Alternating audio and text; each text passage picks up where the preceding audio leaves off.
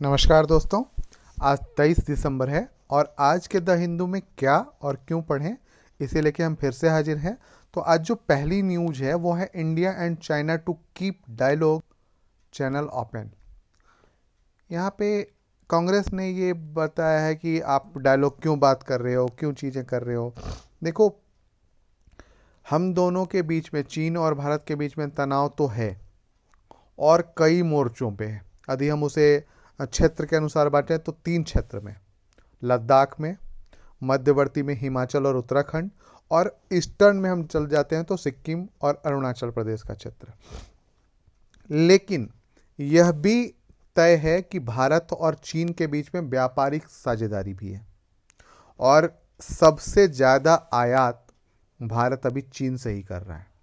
अब ये क्यों कर रहा है? क्योंकि हम विकासशील देश बन रहे हैं, विकासशील देश से आगे बढ़ने की बात कर रहे हैं। तो मैन्युफैक्चरिंग सेक्टर में चीन से ज़्यादा अनुभव अभी विश्व में किसी को नहीं है। देखिए, जो सत्य है उसे स्वीकारना पड़ेगा। और यदि हमें इस क्षेत्र में आगे बढ़ना है, जैसे यूरोप की फैक्ट्री चीन को कहा जाता है, तो यदि हमें इस क्षेत्र में आगे बढ़ना है तो हमें चीन से सीखना पड़ेगा। और चीन से हमें आयात, अभी आपने देखा होगा, अधिकांश मैन्युफैक्चरिंग यूनिट लगाने के लिए मशीनों का किया जा रहा है। तो आयात तो हम कर ही रहे हैं। तो अब यहाँ पे रही कि ये मुद्दा जो है वो कैसे सुलझाया जाएगा। तो बातचीत किया जाएगा, सीधी सी बात है कि बातचीत करेंगे। हाँ, झुकना नहीं है, अपनी बातों पे अड़े रहना है। यदि वो डिप्यूट करता है अपनी सेना को तो हम भी वहाँ पे लगाएंगे और ये रणनीति अपनाएंगे। साथ ही साथ हमारे जो बॉर्डर क्षेत्र में इंफ्रास्ट्रक्चर कम है उसे हम और मजबूत बनाने का प्रयास करेंगे। वहाँ तक रेलवे, सड़क, है ना, हवाई पट्टियाँ बहुत ज़्यादा मात्रा में बढ़ाएंगे और अपनी सीमा सुरक्षित करेंगे। लेकिन हल जो होगा सीमा का या किसी भी चीज़ का, वो युद्ध नहीं हो सकता। चाहे युद्ध में कोई भी हारे कोई भी जीते, युद्ध सीमा का मतलब बंटवारा या उस तरीके का नहीं हो सकता, है ना।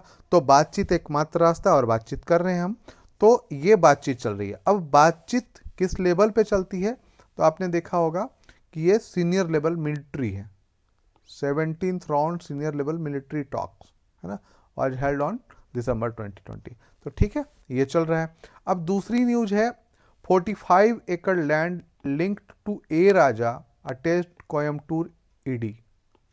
एनफोर्समेंट डिपार्टमेंट ने, है ना, प्रवर्तन निदेशालय ने ए राजा के 45 एकड़ भूमि को अटैच किया है, मतलब जब्त किया है, और जिसकी कीमत 55 करोड़ रुपए है। अब आप समझिए, और ये जो क्या है, बेनामी संपत्ति, बेनामी company of former union telecom ministry A Raja. तो अब ये सोचिए कि बेनामी संपत्ति क्या होती है। बेनामी संपत्ति ऐसे होती है जैसे मान लीजिए कि हमारे पास ब्लैक मनी बहुत ज़्यादा आ गया।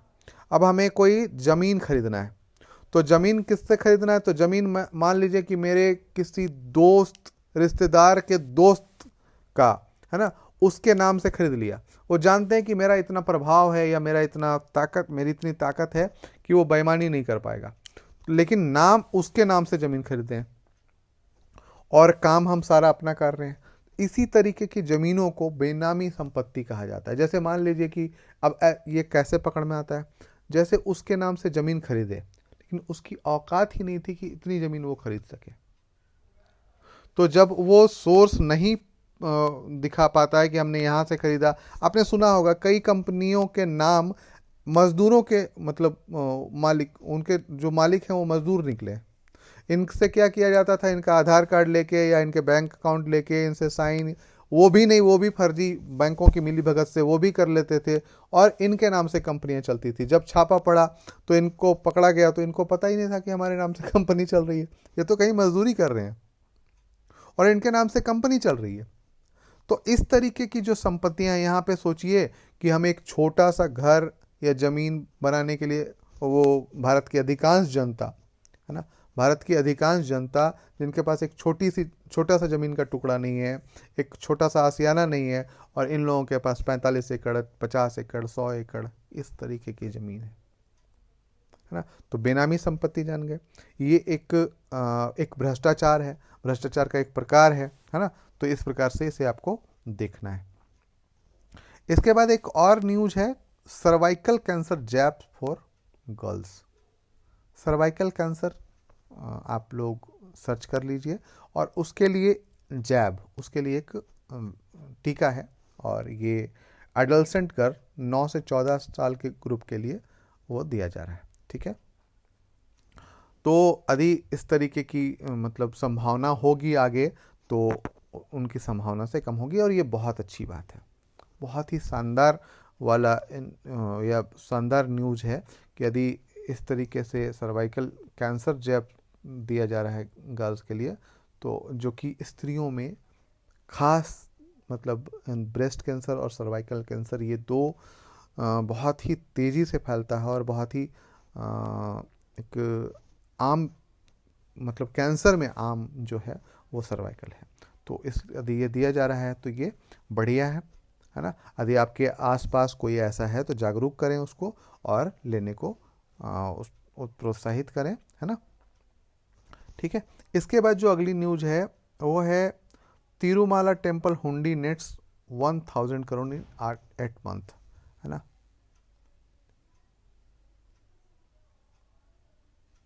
ये है यहाँ पे तिरुमाला टेम्पल हुंडी। अब यहाँ पे इस न्यूज को देने का अर्थ था हुंडी। हुंडी क्या है ना।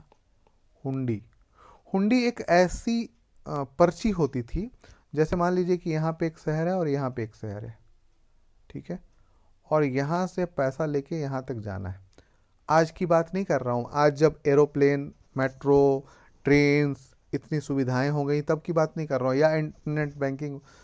उस समय की बात सोचिए जब संचार के साधन या यातायात के साधन बहुत अच्छे नहीं होते थे, घोड़े से जाना पड़ता था या किसी अन्य पैदल जाना पड़ता था। तो समझिए कि बीच रास्ते में तो कई जंगल आते थे, है ना, और यदि वो कोई धन लेके जा रहा है तो उसे उससे छीन लिया जाता था। तो फिर इस धन को बचाने के लिए क्या किया जाता था, तो यहाँ का एक व्यक्ति एक हुंडी लिख के देता था, है ना, हुंडी लिख के देता था, जिससे यह व्यक्ति एक जो आता है वो हुंडी लेके यहाँ आता था, और उस हुंडी से वह माल खरीद सकता था। ये एक प्रॉमिसरी नोट टाइप होता था कि हम इस धारक को इतने, या उसको इतना, इस आदमी के पास जाओ तो इतना पैसा मिल जाएगा। अब यहाँ आता था, हुंडी को मतलब खुला करवाता था, या हुंडी से पैसे लेता था और सामान खरीद के फिर सामान यहाँ लेके आ जाता था। ठीक है, तो ये तरीका था हुंडी का, और उसी पे बात की गई कि the hundi at the temple of lord Venkateshwara here has been registering a tremendous increase. ये जो है इनकम बहुत ज़्यादा हो गया, तो मुझे बताना था वो, और उससे ज़्यादा मतलब इसके लिए बहुत महत्व का नहीं है। Should the courts close for vacation, ये एक क्वेश्चन है। Should the courts close for vacation, है ना। The Supreme Court of India goes on vacation for a week during Holi, 45 days during summer, and for around 2 weeks during Deepavali and winter. This practice came into the news recently when Chief Justice of India D.Y. Chandrachud said that no vacation benches in the apex court would be available in this winter break. अब ये समझिए कि 45 दिन, एक सप्ताह होली का, और summer और उस समय 15 दिन, तो मतलब 60 दिन प्लस 7 दिन प्लस 15 दिन, तो ये आप 75 और 7 82 डेज तो छुट्टी लेते हैं। साथ ही साथ यहाँ पे यदि हम संडे हटा भी दें तो 4 4 8 संडे, और 1 और 2, मतलब इसमें हम 8 2 10 11 घटा भी दें या 12 घटा देते हैं तो 70 छुट्टी तो ये लेते हैं, और 52 में 12 इधर घटाते हैं, 52 संडे होता है, 52 में 12 इधर घटाते हैं तो 40 और, ठीक है, ये हो गया 70 और 40 110 दिन। 110 दिन की छुट्टी है, बहुत शानदार वाली।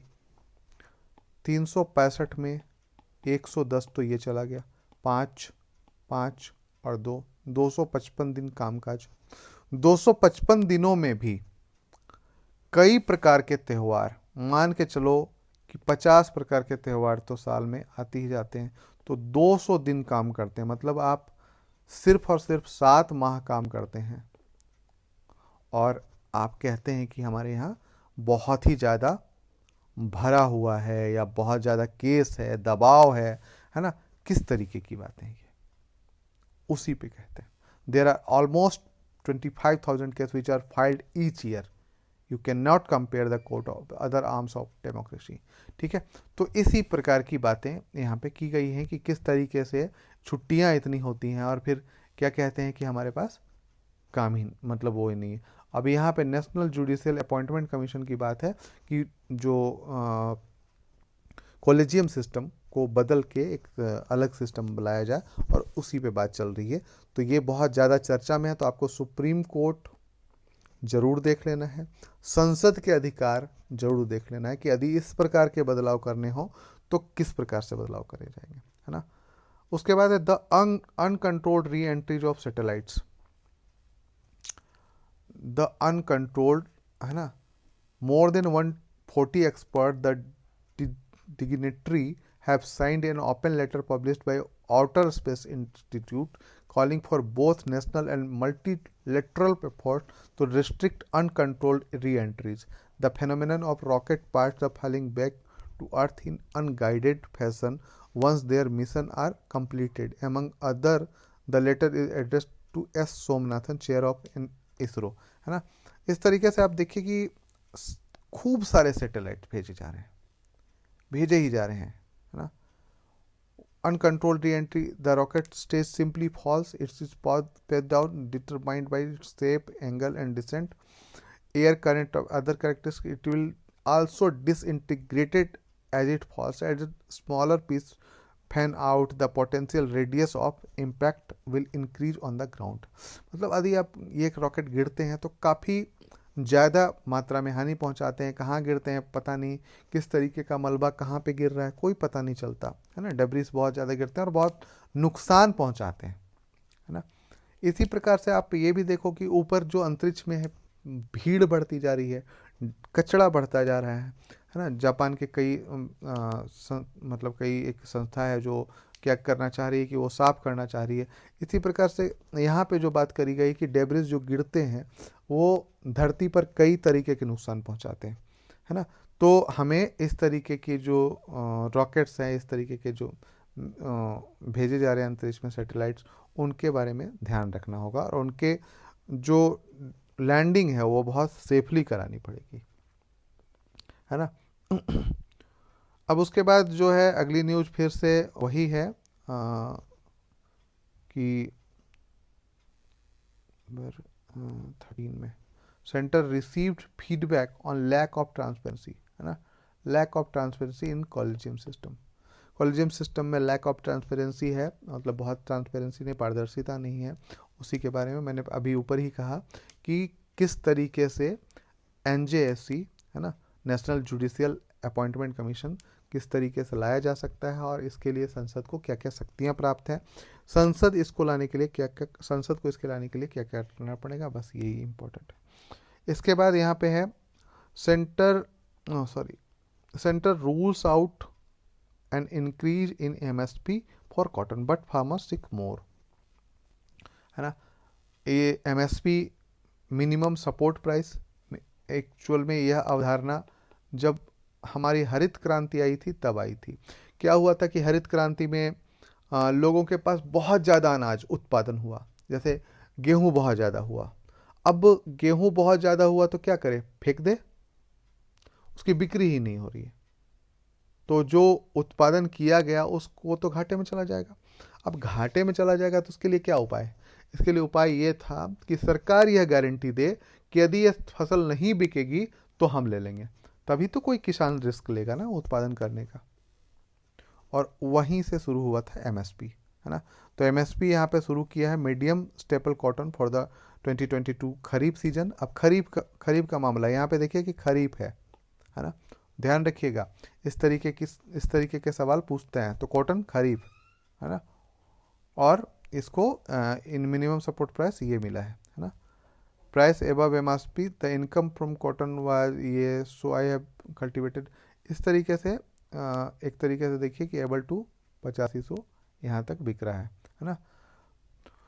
तो इस तरीके से समझिए कि ये ठीक ठाक वाला मामला है और सही आमदनी, नकदी फसल है और सही आमदनी दे रहा है। ठीक है, लोग और मांग रहे हैं, खैर किसानों की डिमांड ही है कि ज़्यादा चाहिए। ठीक है, इसके बाद है need taxonomy. Need taxonomy to greenwashing, है ना, पेज नंबर इसमें, need taxonomy definition to avoid greenwashing. Greenwashing, greenwashing क्या होता है कि एक नाटक है वाइट वॉशिंग,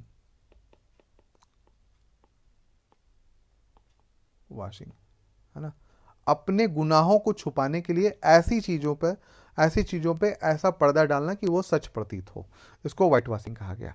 तो ग्रीन वॉशिंग क्या है कि कंपनी कोई उत्पाद यदि बेच रही है बाजार में और उसको कह रही है कि ये पर्यावरण अनुकूल है ना, पर्यावरण अनुकूल है, पर्यावरण अनुकूल तरीके से बनाया गया है ना, रिसाइकलिंग है, और उसके नाम पर बेच रही है जबकि वो है नहीं वास्तव में, और ऐसा झूठ बोल के बेच रही है, तो इसके लिए बहुत ही ज़्यादा टैक्स लगाने की बात की जाए, इसी पे बात की गई है। तो ग्रीन वॉशिंग आप समझ गए। ग्रीन वॉशिंग मतलब ऐसा उत्पाद जो रियल में पर्यावरण अनुकूल नहीं है, पर्यावरण को कम नुकसान पहुंचा के नहीं उपजाया गया है, या पर्यावरण को उससे कोई फायदा नहीं होने वाला है, ऐसे उत्पाद को यह कह के बेचा जाए कि यह उत्पाद पर्यावरण अनुकूल है, पर्यावरण को इससे बहुत फायदा होगा, या पर्यावरण को कम से कम हानि पहुंचा के इसका उत्पादन किया गया है, तब वह ग्रीन वॉशिंग कहलाता है। ठीक है, तो मुझे यही बताना था कि ग्रीन वॉशिंग ये है। ठीक है, आज के लिए दोस्तों इतना ही। यदि आपने अभी तक सब्सक्राइब नहीं किया है तो प्लीज़ सब्सक्राइब कर लें, लाइक शेयर ज़रूर कर दें, कमेंट ज़रूर करें कि कुछ आपको और पढ़ना हो। ठीक है, आपको समझ में आ रहा है ये भी बताएं। धन्यवाद।